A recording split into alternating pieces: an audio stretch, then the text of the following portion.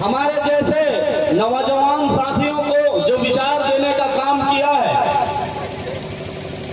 शायद किसी पार्टी में नहीं दिया, ना कांग्रेस ने दिया, ना बीजेपी वालों ने इस समाज को विचार दिया।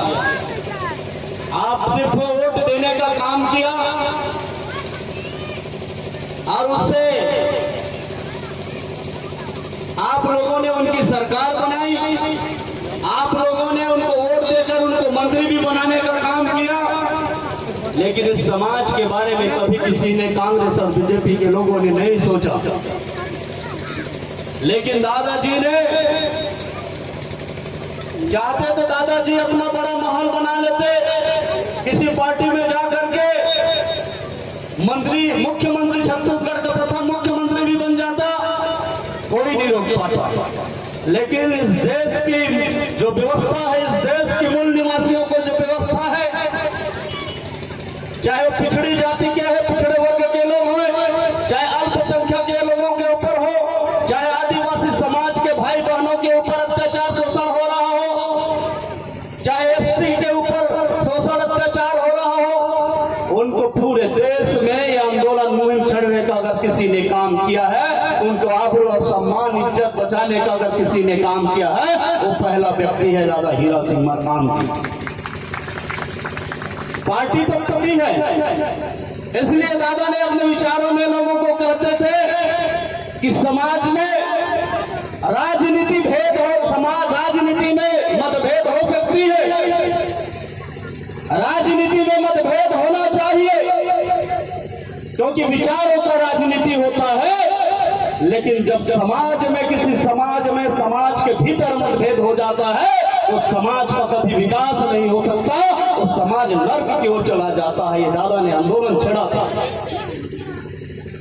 आज समाज के हमारे जैसे नौजवान को खड़ा करने वाले 60 से ऊपर के नौजवान, 60 से ऊपर वाले बुजुर्ग को लोगों को समझाने की जरूरत है, समझाने पड़ रहा है, जबकि वो बुजुर्ग हमको समझाने का काम करते कि आप लोग यंग जनरेशन के लोग हैं, आप लोग युवा साथी हैं, समाज को सुधारने का काम कीजिए, ऐसे इनका मंशा था। लेकिन हमारे नौजवान साथी तो कुछ अभी फेसबुक, व्हाट्सएप, मीडिया के माध्यम से गोडवाना आंदोलन को लोग जान रहे हैं, लेकिन कुछ हमारे नौजवान साथी के बाद उस 40 के 45 के उस पार को अगर बात करें, 50 की बात करें, तो लोग कांग्रेस और बीजेपी की बात करते हैं। आपने, जैसे आपको मैं बता देना चाहता हूं, आप कितने लोग मोबाइल चलाते हैं? बच्ची है इधर से मार तो सकते, फिर तो सकते, हाथ उठाएंगे, कितने लोग मोबाइल चलाते हैं? आपने मोबाइल चलाने का भी काम करते हो, और उस मोबाइल में आपका पासवर्ड भी होगा, पासवर्ड होगा कि नहीं होगा आपके मोबाइल खोलने का, और उस पासवर्ड जब गलत हो जाता है तो पासवर्ड आपका मोबाइल जो है नहीं खुलता। ठीक उसी प्रकार इस देश में, ठीक उसी प्रकार इस छत्तीसगढ़ में कांग्रेस और बीजेपी जो है गलत पासवर्ड है, इसलिए वो खुल नहीं पा रहा है। आपको गोडवाना का सही पासवर्ड डालना पड़ेगा, क्योंकि अगर ये विकास आपका नहीं हुआ है, आप निरंतर आपका हमारे बहन बेटियों रोड में दिख रहे हैं, मेहनत मजदूरी कर रहे हैं, इनका कारण है भारतीय जनता पार्टी 15 साल से देश में राज, छत्तीसगढ़ में राज किया, और अभी 5 साल से माननीय भूपेश जी का सरकार है। क्या आपका विकास होगा? नहीं होगा। तो इस चीज को आपको जानने की जरूरत है साथी। दादा ने जब 2012 की मैं कहानी आपको सुनाता हूं, दादा ने उस कहानी हमको, जब हम लोग दौरा करते थे तो दादाजी ने हमको हमारे साथ में रखने का प्रयास करते थे। 2012 में जब आरक्षण खत्म हो रहा था,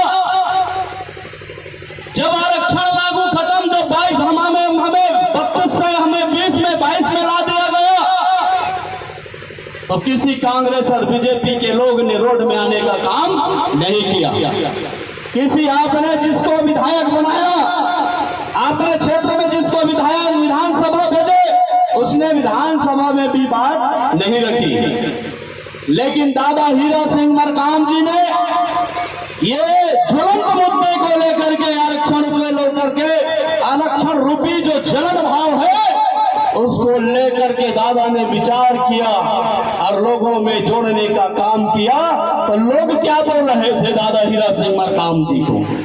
अरे सरकार उस समय बीजेपी की थी और विपक्ष में कांग्रेस का था, लेकिन दादा हीरा सिंह मरकाम को मैं बता दूं एक साधारण आदमी था, न वो विधायक था न मंत्री था। लोग उनको कहते थे दादाजी, दादा मरकाम जी, हम विपक्ष के लोग 32% आरक्षण रूपी या ज्वलंत मुद्दा को हम नहीं छेड़ पा रहे, तो आप एक साधारण आदमी क्या इसको छेड़ पाओगे? तो दादा ने एक शब्द कहा था कांग्रेस और बीजेपी के लोगों को, अगर देश में ये मेरा हालात एसटी एससी ओबीसी लोगों को, अल्पसंख्यक लोगों को जो आरक्षण की बात हो रही है उस मुद्दों को लेकर के गांव गांव टोले टोले जंगल जंगल जाकर शहर में जाकर लोगों को जन जागृति लाने का काम किया और बड़ा आंदोलन हुआ। उस समय कांग्रेस और बीजेपी को लोगों को बोलने का काम किया। अगर देश में किसी का इतिहास लिखा जाएगा तो दादा हीरा सिंह मरकाम का पहला इतिहास लिखा जाएगा। तो दादा ने 2012 की जो आरक्षण नीति का कटौती का था उसको पूरा कराने के लिए जेल गया और इतिहास में अपना नाम दर्ज करा लिया। साथियों, एक कहावत आप जानते हैं, जो महापुरुष को लोग बदनाम करने में तुले रहते थे, आज भी लोग दादाजी के बारे में बहुत सारे लोग गलत बातें करते हैं कि दादाजी आए समाज को दो फाड़ कर दिए।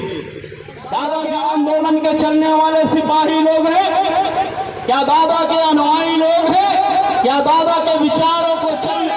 आपसे भी मेरा गुजारिश निवेदन है कि आप लोग 10 का काम कीजिए, 10 लोगों को बोलिए कि मातृशक्ति भी 10 लोगों को बोलेंगे, हमारे युवा साथी भी 10 लोगों को बोलेंगे। अगर आप लोग 1000 लोग हैं तो 10,000 बनने में कोई नहीं रोक सकता।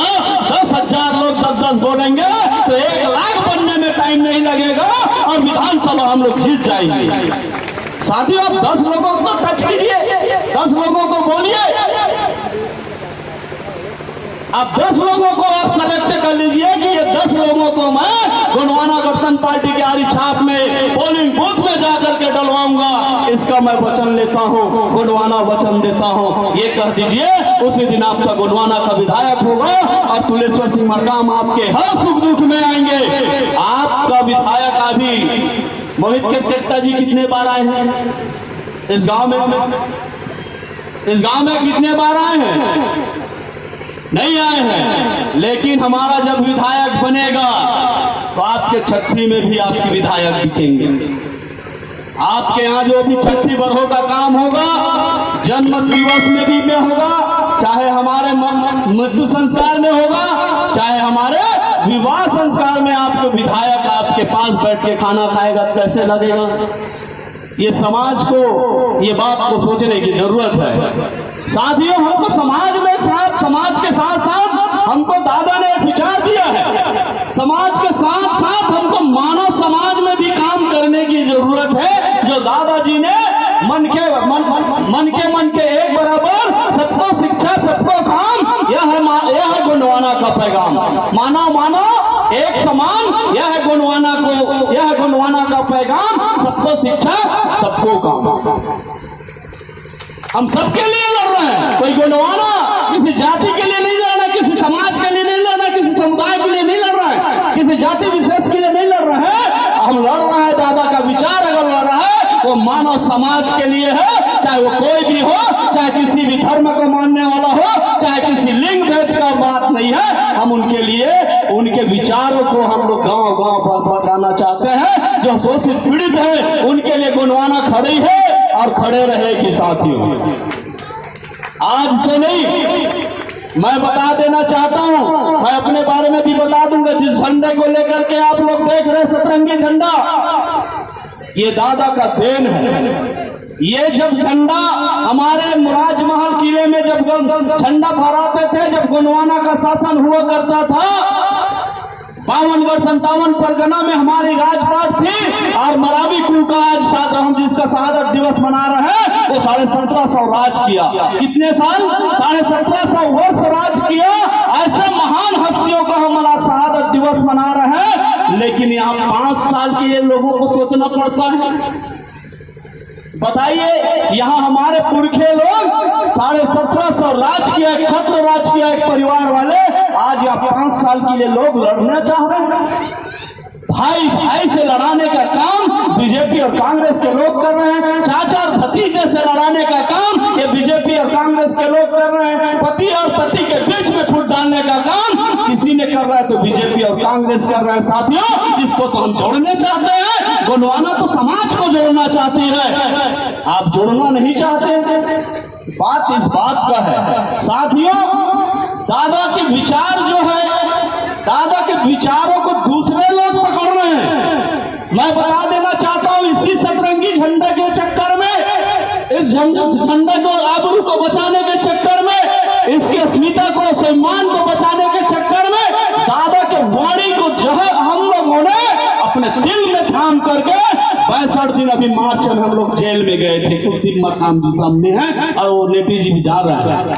हम लोग 62 दिन जेल में थे। 62 लोग इस झंडे के आंदोलन को बचाने के लिए, जो दादा हीरा सिंह मरकाम जी ने एक टीचर के शिक्षक के भांति हमको वो दिशा और दशा अपने आप में कैसे सुधार सकते हो उसने आंदोलन में हमें दिया, और हम लोगों ने उस आंदोलन में इसकी सम्मान और अस्मिता को बचाने के लिए 62 कवर्धा में जेल में रहे। मैं बिलासपुर किला से हूं, लेकिन मैं कहां जेल में था? कवर्धा में। जब हम कवर्धा में जेल में होने के भी बाद दादा हीरा का विचार हमारे जहन में चल रहा था, हमारे रंगों के खून में दौड़ रहा था, और वहां हम लोगों ने जेल में भी आंदोलन किए 2 दिन, भूख हड़ताल। ये दादा हीरा सिंह मरकाम का पावर है साथियों, जिसके खून में, जिसके ब्लड में अगर हीरा सिंह मरकाम का रग रग में चला जाए तो कहीं भी आंदोलन करने के लिए चूकेगा नहीं, आपके लिए खड़ा रहेगा। ये मैं आपको दावे के साथ कहता हूं। हम लोगों ने आंदोलन जेल में किया, और जेल में जब आंदोलन किया, लोग हमारे कलेक्ट्रेट घेराव उधर से किए तो बेमेतरा जिला जेल में ट्रांसफर कर दिया, दूसरे जिला भेज दिया गया, बेमेतरा जेल भेज दिया गया। वहां भी हम लोगों ने खाने पीने के लिए आंदोलन किया, और वहां मजे की बात यह है कि हमारी सामाजिक व्यवस्था के वहां के जेलर थे, हमको खाने पीने का कोई परेशानियां नहीं थी। लेकिन मैं एक बार जरूर कहना चाहूंगा, अगर दादा हीरा सिंह मरकाम के अनुयायी हो तो आपको भी ऐसे क्रांति करके जेल जाना चाहिए। चोरी और छिनारी, डाकू और बलात्कारी जैसे रूपी लोगों को उससे दूर रहना है, और समाज के लिए क्रांति करके आप जेल जाओगे, आपको वो सम्मान मिलेगा। आपको मैं बता देना चाहता हूं, मेरा जब सम्मान हुआ था गोबरी पाट में, तो लोग बोलते थे, विधायक और मंत्री जब वहां से गुजरते थे वो भीड़ देखकर परेशान हो गए थे कि यहाँ आ कौन रहा है, कौन आ रहा है। लोग जब बताते थे कि प्रभु सिंह जगत प्रदेश अध्यक्ष, उनके साथ 35 लोग आ रहे हैं डीजे बाजा के साथ, बैंड के साथ, तो लोगों ने अदर समाज के लोगों ने हम लोगों को देखने आने के लिए ललायित हुए, स्वागत करने के लिए लोग आए भीमराव अंबेडकर चौक में। साथियों, ये आंदोलन गोंडवाना का देन है। समाज के लिए आपको जेल जाना पड़े तो जाइए, लेकिन ऐसा क्रांति करके जेल जाइए। चोरी और बलात्कारी करके जेल मत जाइए। अगर मैं युवाओं को एक ही सत्य कहना चाहूंगा, युवा के प्रदेश के अध्यक्ष होने के नाते, कि ये गांव-गांव में, शहर टोले में दादा की जो विचार है, दादा की जो आंदोलन है, उनका जो प्रेरणादायक है, उनको भी गांव में लिखने का काम हमको पोलिंग बूथ में अभी से कर देना चाहिए। क्योंकि अभी जितने भी पार्टी लोग हैं, पार्टी के लोग, कांग्रेस और बीजेपी के लोग घूम रहे अपने नाम छपवा के लिख रहे हैं कि मुझे टिकट मिल जाए, टिकट मिल जाए।